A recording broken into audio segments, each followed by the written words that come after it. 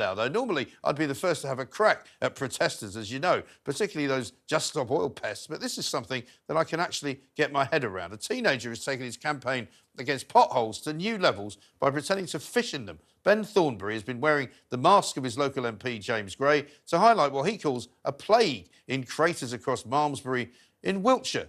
And the fisherman, Ben, joins me now. Ben, a very good evening to you. Welcome to the Independent Republic of Mike Graham. Good evening.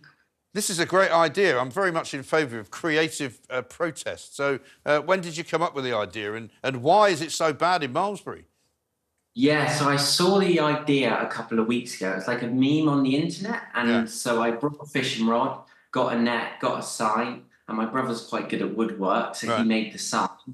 And we went out with it, made a face mask, and we went out into the road on a Friday morning when it was really busy and just decided to go fishing. I've never been fishing before, but the roads in Malmesbury are awful. Abbey Row, Park Road, Athelston Road, they're just like, I describe it as a plague, just everywhere across the roads. And it's just damaging vehicles, damaging cars. It's not good. It's really dangerous for cyclists and people on motorbikes as well, because they tell me it's actually a lot worse for them because they go into a pothole or they try and swerve to avoid one, they get hit by a car.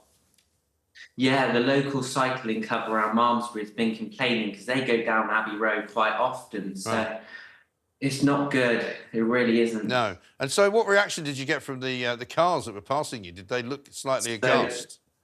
People were coming past us, honking horns, going, putting their thumbs up, going, thank you so much for raising awareness of the issue.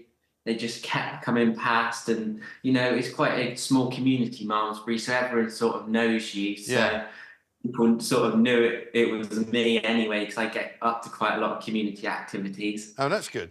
And have you got a little fish that I can see there on the end of the rod? Yeah, I brought a little fish on Amazon, but I did want to go to a fish shop and get like one of the massive fish. That would have made a good sort of thing to put on the end. Right. And what's been the reaction from the local council? Because no doubt they'll say, oh, we haven't got any money, we can't afford to fix the potholes, can't do anything.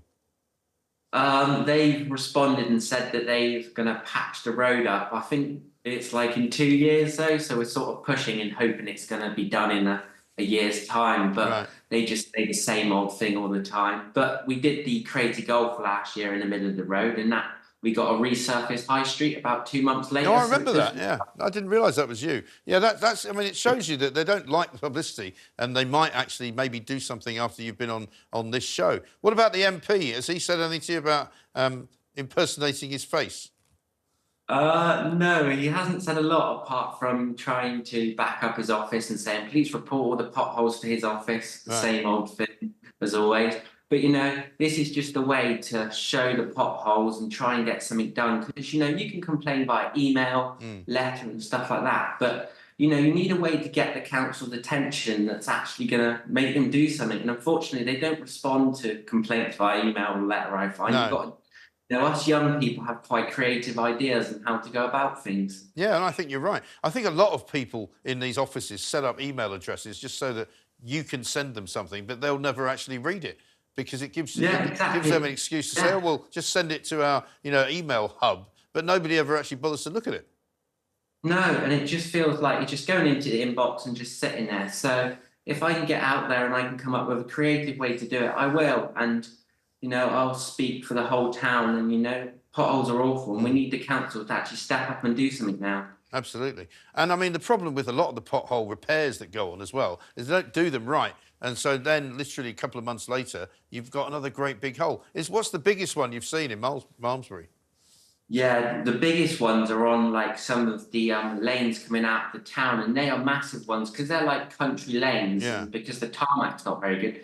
They open up really big circles of tarmac and it just goes and then people drive through them. It's awful, the ones on the country lanes. Right. So how long are you going to keep doing this for? Is it something you're going to do kind of on a weekly basis till they sort it? Well, I'm going to continue raising awareness and stuff like that, coming up with different ideas of what to do with the potholes until I'm quite satisfied, to be quite honest. Good for you. And have you got ambitions to go into politics when you get to the point where you might want to do something else? Possibly, yeah. I am thinking about going into sort of politics and that sort of thing. So I'll see what happens. You know, you never know where it takes you. What are you doing at the moment in terms of? Are you still a student? I'm currently at college. I do ICT, so I'm usually stuck in an office, usually most of the time.